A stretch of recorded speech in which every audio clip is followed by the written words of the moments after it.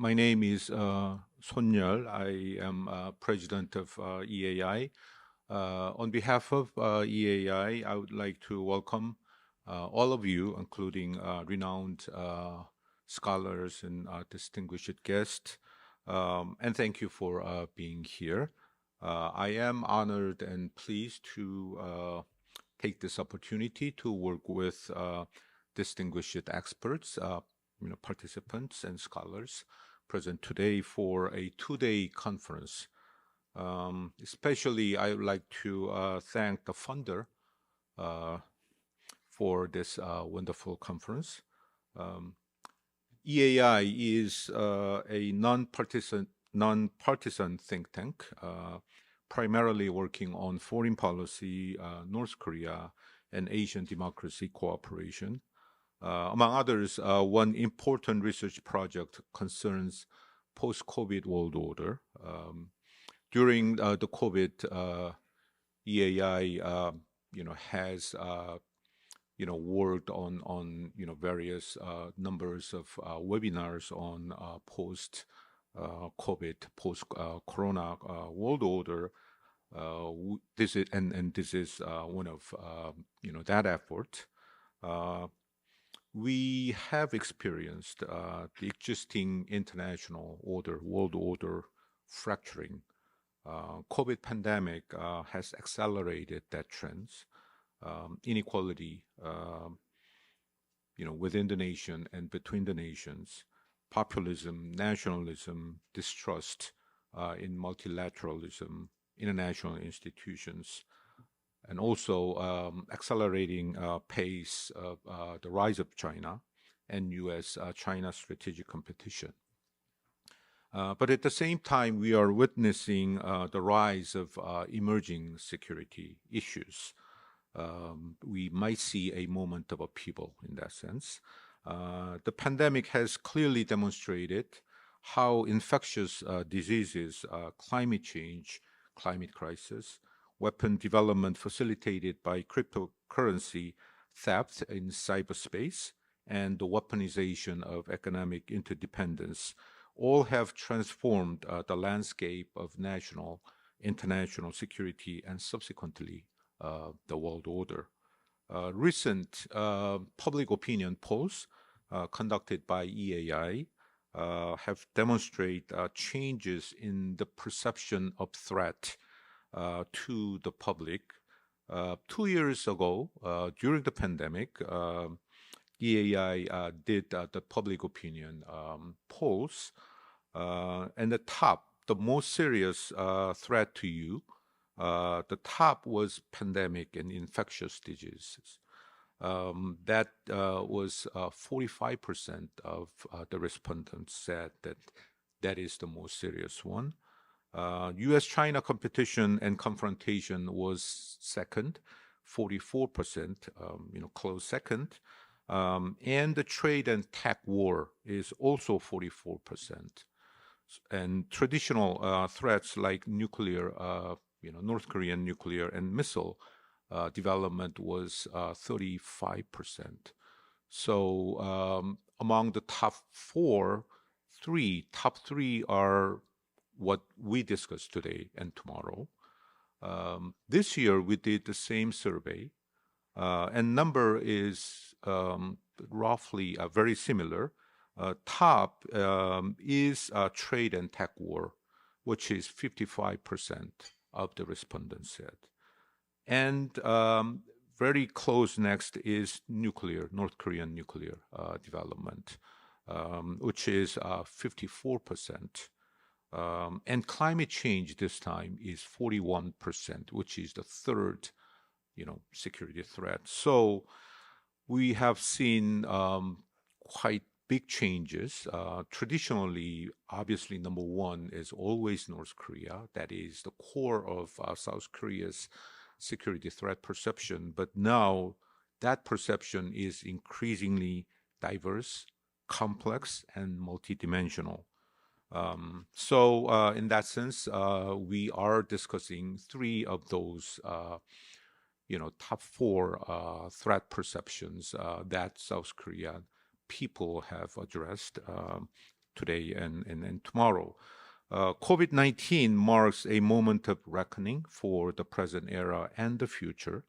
It is like I said, a multidimensional emergency and crisis that required efforts of many disciplines. Today we have experts from many disciplines and the whole of government approach, obviously. So in this sense, the study of emerging security needs a new analytical frameworks and new concepts and rigorous research to gain accurate insights and craft suitable responses to these evolving challenges that is coming.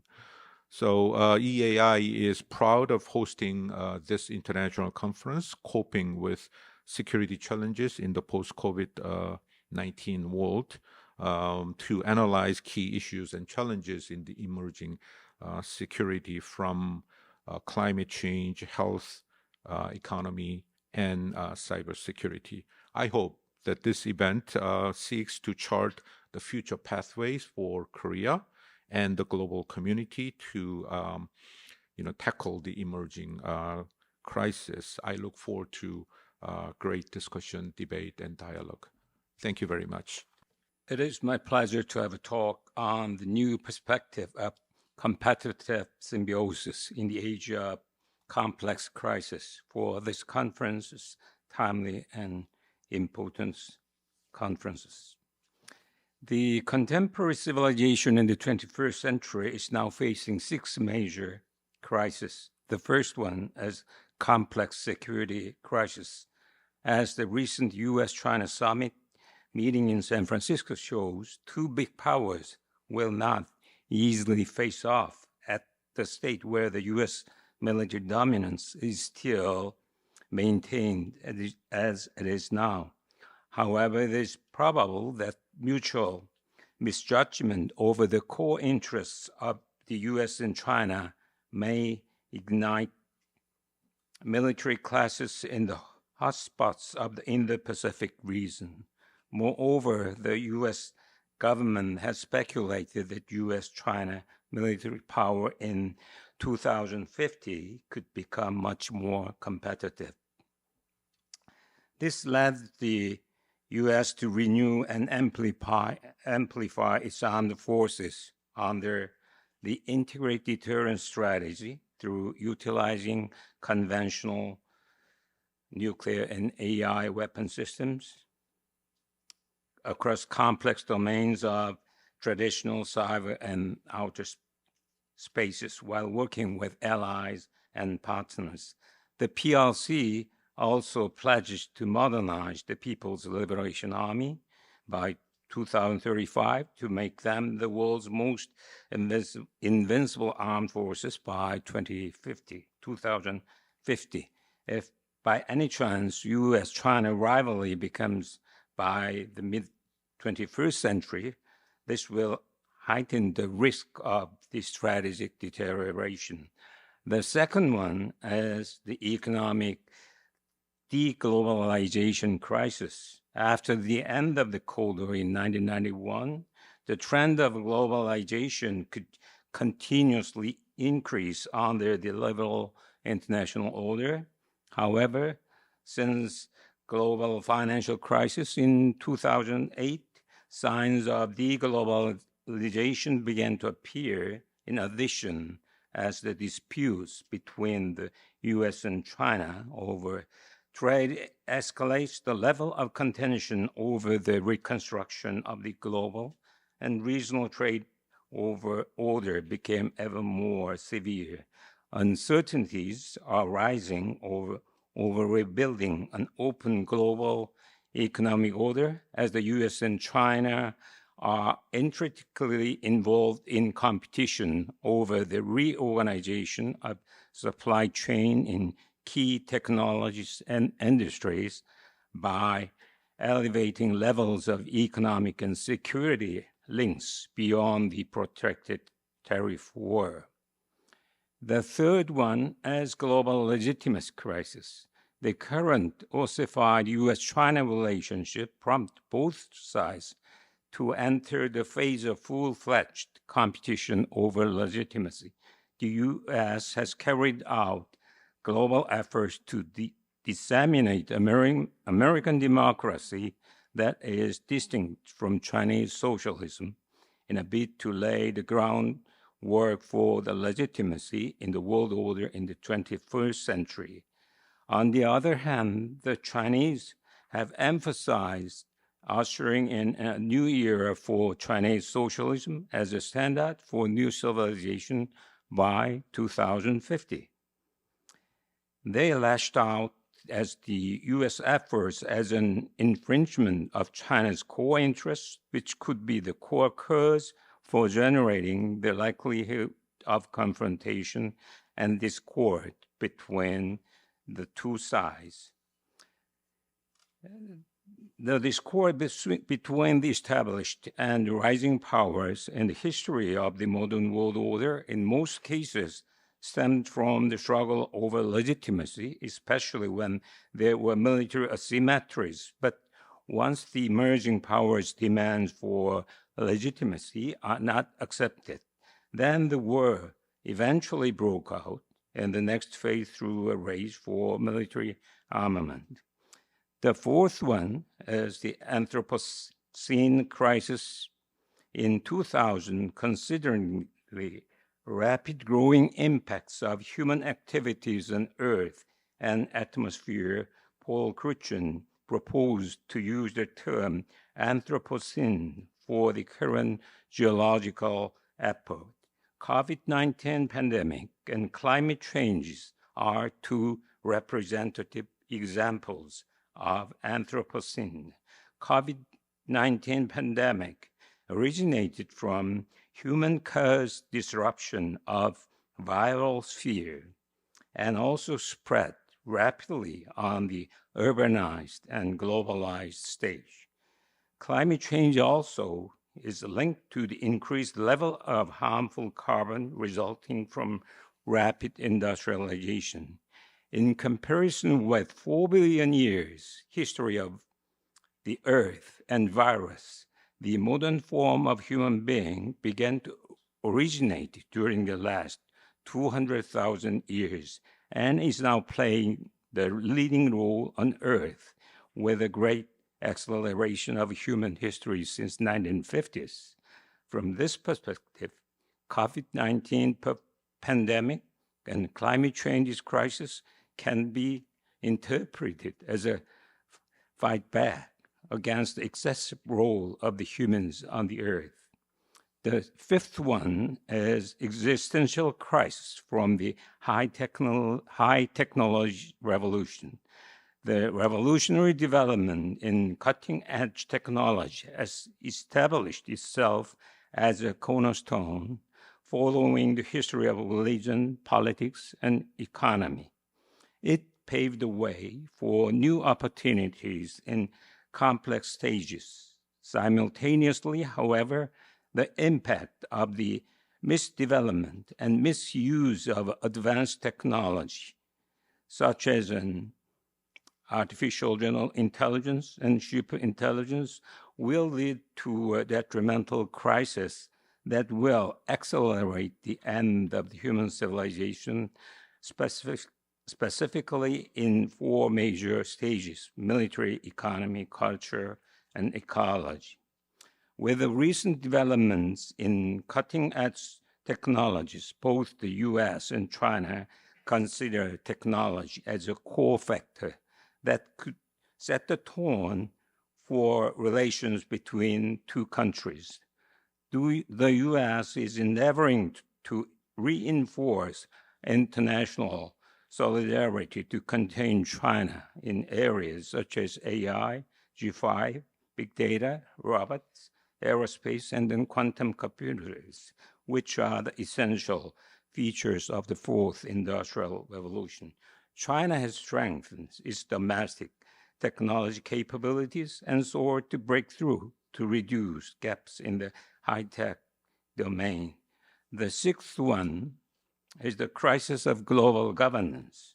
According to the classic definition given by the 1995 Commission on Global Governance, for global military and non-military security, global governance should represent the sum of many ways individuals and institutions, public and private, manage their common affairs.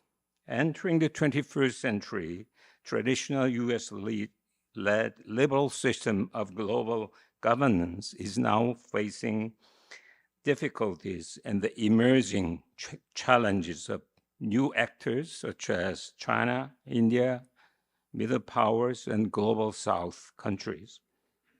Complex stages, including old and new agendas and new performances of competitive symbiosis.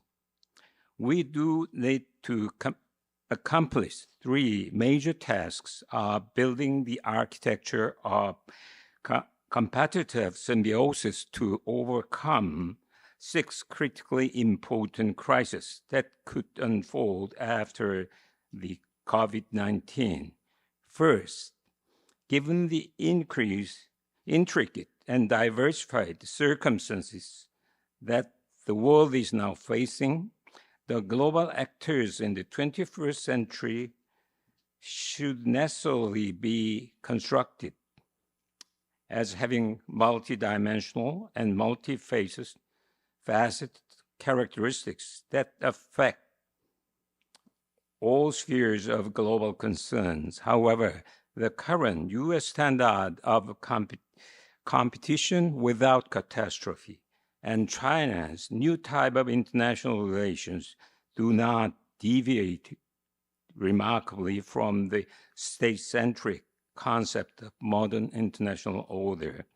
The deepening U.S.-China strategic competition is not just a matter of survival between the two superpowers, but a matter of survival for the entire planet.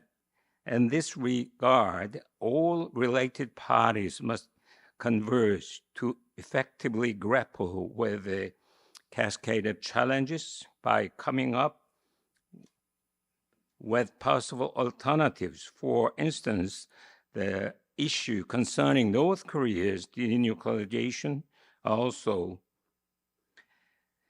demands for complex efforts by relevant actors to impose economic sanctions, apply military deterrence, and globally guarantee national security and economic development of North Korea in return for denuclearization.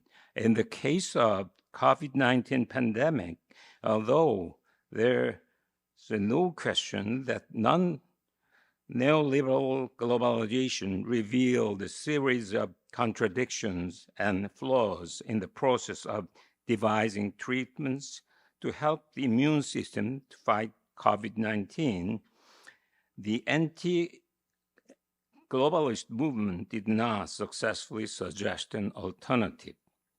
Thus, careful consideration for reglobalization is inevitable. There are recent movements encouraging self-reflections on the belief that human agency is the driving force of the modern world. Discussions over the contemporary ecological crisis took place in time of worries about the ramification of human factors on the ecosystem, which is the critical issue in the Anthropocene debate. The standard for the global order in an era of new civilization following COVID-19 will need to incorporate newly emerging protagonists who are capable of responding to a multifaceted situation in the globe.